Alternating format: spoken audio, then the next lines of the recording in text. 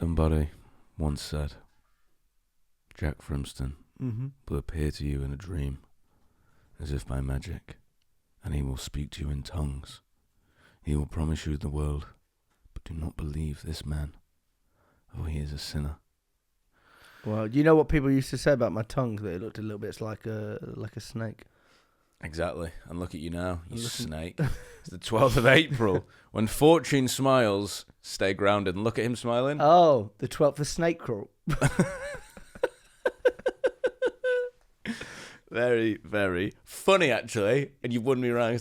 Could you admit on camera that you like me? Just once. Just on the 12th of April. I don't. You're holding that against me in court, do I? Okay. Well, how do you? What about this? I don't have any shares in the business. And why does he say he likes me here? If we were in court, what would you like me to hold against you?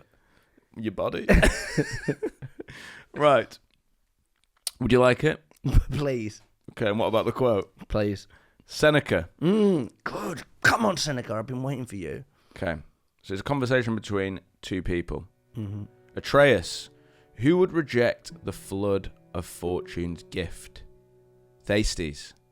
Anyone who has experienced how easily they flow back.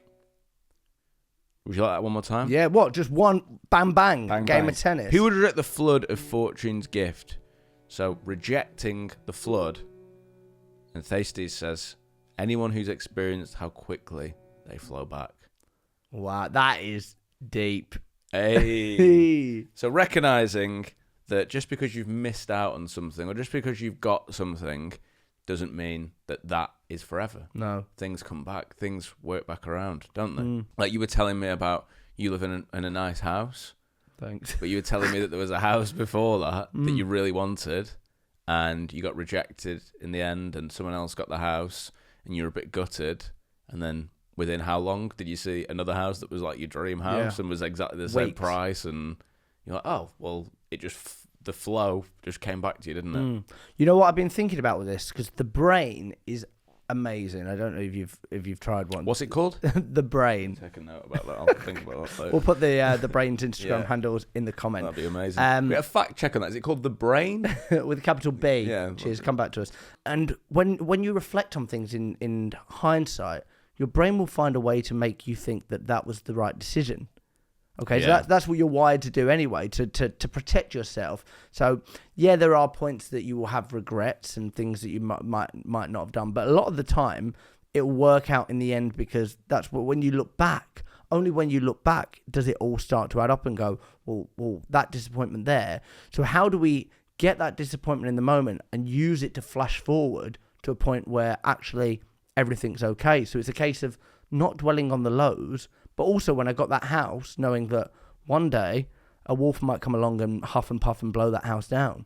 You just reminded me of an interesting bias. I've forgotten the name of it. I don't know if I've even spoken to you about this, but it's interesting that your brain has a habit of, let's say now as a 33-year-old man, you're disciplined. Your brain has a habit of making you believe that you've always been disciplined. Yeah. It doesn't go like, remember there was a time when you weren't. It goes, that's like an ingrained quality of Jack. It's very hard for you to thread it back and go like, oh, this was the bit where I wasn't disciplined and here's how I became it. You'll know it anecdotally. You have like memorized answers, but your brain tends to really paint a picture of like, why I've always been disciplined. Because it's much easier to spot biases in other people than to spot them in yourself. 1,000,000%. And Derek Sivers, who we've mentioned a few times on this podcast, he wrote this book, Useful Not True, and the first half of the book is all these stories about people, and when you're reading it, you're going, what an idiot, as if they do that. That doesn't make sense. Oh, that's unbelievable that they'd do that. And then the next chapter is, but you are just like all of these people, and you have the same human biases, and it's a case of like, how do you switch your brain around? And it's very, very hard to hold up the ugly mirror. It takes a lot of courage, a lot of work, and then I feel that once you start going down the rabbit hole, like we know people in our lives that just have no desire to self-improve or look at that ugly mirror and go, what could be improved? But once you start going down the rabbit hole, Alice, there's no coming back. I think we talk a lot about like rejection proofing your mind and all these sort of things. Another thing that I think you see a lot of is people, they get the big deal in or they get the big renewal, the big commission check, or whatever it may be, and suddenly performance just drops off a cliff because they've got too high on the highs.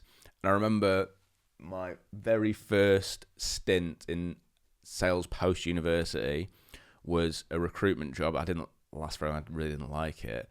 But there was a guy there who was really, really good, and he took me out for the day and we're going to see some clients and stuff. And I said, what do you think the secret is to doing this for so long and being so good? And he just said, being completely indifferent to it. So if I'm not doing well, whatever. If I'm doing really well, also whatever.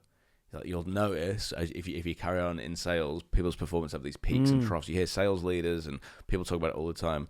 The actual best people aren't like I'm super, super positive all the time. It's actually this kind of gentle indifference because everything is expected to happen exactly as it happens. And that's the kind of the thing to fall into. Beautiful. Like, bang, I've got the deal in. Good. I can celebrate that and cool. That's one. But really what you should be saying is, I expected that to happen and what's next? Yeah, I expected that to happen because I followed the process. Just a fine line of like, also, I'm also a big fan of like smelling the roses. Prove it. So, can we get a rose? Anyone got any rose? No. No, I'm not No going to roses. prove that. And so, yeah, so we don't know if that's actually Maybe true. tomorrow That he's a big fan of smelling the roses at all. But just in that moment, enjoy it. You've completed the process, but like you say, don't believe your own hype. No. Don't convince yourself that you're smarter than you are, because what actually happened when you break it down? Was it luck? Was it opportunity? Was it hard work? Was it skill? Was it consistency? It's probably an amalgamation of all different things. I've been Jack Frimpson. I've been Zach Thompson. Remember, you will die. Perché siete di cazzo.